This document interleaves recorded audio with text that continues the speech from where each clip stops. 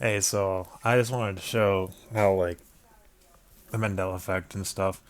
Um, First, we're gonna go into you remember the story in the Exodus about like the plagues and stuff. Um, let's see, where do I start with this? I gotta pray real quick.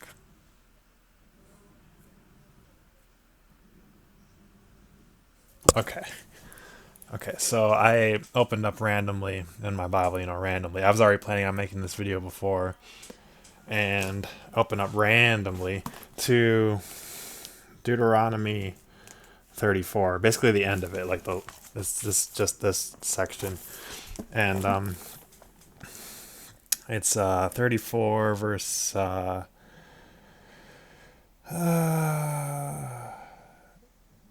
okay, so it's 34 verse 10. I read NIV. um since then no prophet has risen in Israel like Moses, whom the Lord knew face to face, who did all those signs and wonders the Lord sent him to do in Egypt, to Pharaoh and to all his officials and to his whole land. For no one has ever shown the mighty power or performed the awesome deeds that Moses did in the sight of all of Israel. See, it says right here, verse 11, who did all those signs and wonders the Lord sent him to do in Egypt. Him, Moses. You'll see why that's a problem now. Um, but first, let me show you something.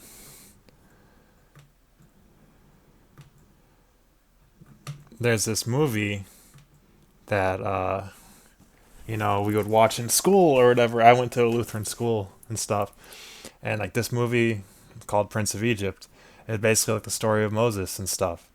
Um, and Look at this. Let me see if I can skip it a bit. Okay, got the staff right.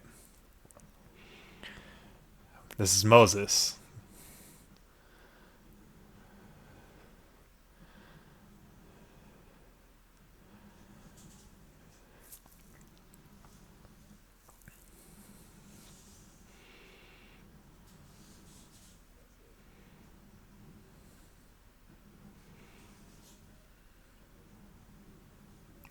See, he said Moses.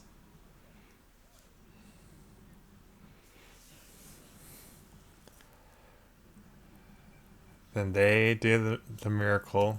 They got the snakes and let's see, whole song bit. It's like kind of like Disney. They gotta make a whole song out of it. And basically, I don't know if I missed it, but this the Moses snake eats their snake. And then we got River of Blood scene. Look who's doing it.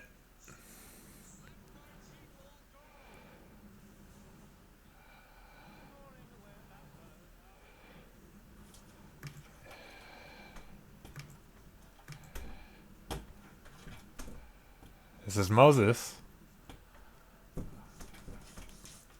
and he's doing the miracles, the plagues. Well, God is doing them through him.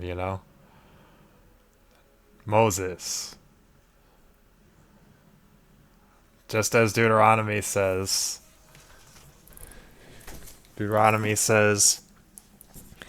Moses did all those signs and wonders the Lord sent him to do in Egypt, to Pharaoh and to all his officials and to his whole land.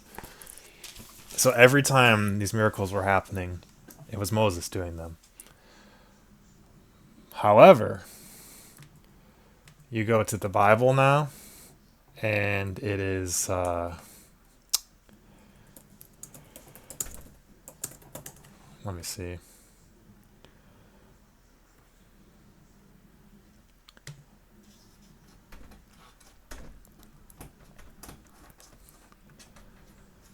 Then you shall say to Aaron, take your rod and cast it before Pharaoh and let it become a serpent. So Moses and Aaron went in and Pharaoh did so, and Aaron cast down his rod before Pharaoh, before his servants, and it became a serpent. That's not what I remember.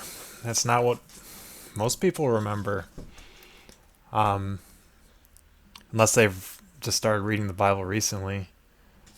Um, if you go purely off of memory and you haven't just been rereading the Bible like crazy, my cat's at the door. Come on.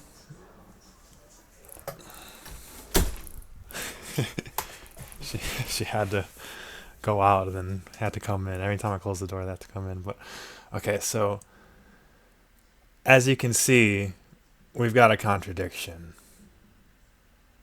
And that's not the only one. There's a lot of contradictions that arise as a result of the Mandela effect. Someone pointed out in the Discord yesterday. Let me see. Let's see. I'm gonna try to scroll up super quick. Okay, here we are. Got who ordered David to take a census? And Satan stood up against Israel and provoked David to number Israel. And again, the anger of the Lord was kindled against Israel, and he moved David against them to say, "Go, number Israel and Judah."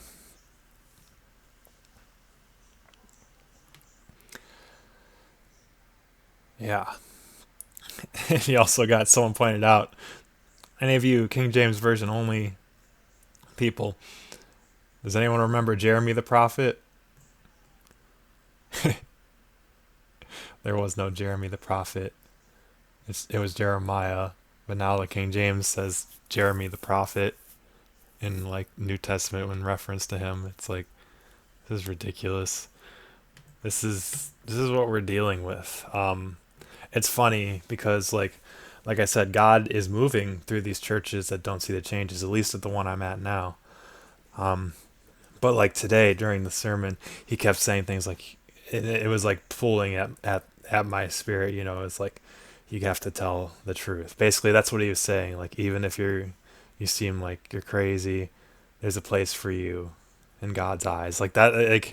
And so I was like, okay, well now I gotta tell him to at least look into the Mandela effect. I didn't reveal everything. I just said look into it. It's going to affect you probably more than me. And because he's a pastor, and he said when I was mentioning it, he's like, "Oh, I could see how this could be an end time thing," and I'm like, "Yup, yup." He gets it. He gets that part at least.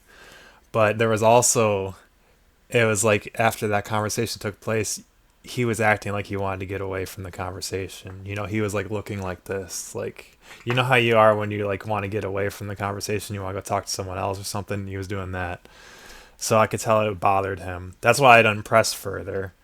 But I had to say that much, just get him, plant the seed and see what happens. I'm not going to, try to overthrow the whole thing there. I'm just trying to get him to look at what's going on. And I mean, the Spirit's been moving. God has been moving. Like they're confirming things, and it's just like things are lining up, and it's like all the serendipity is going on at the church and stuff.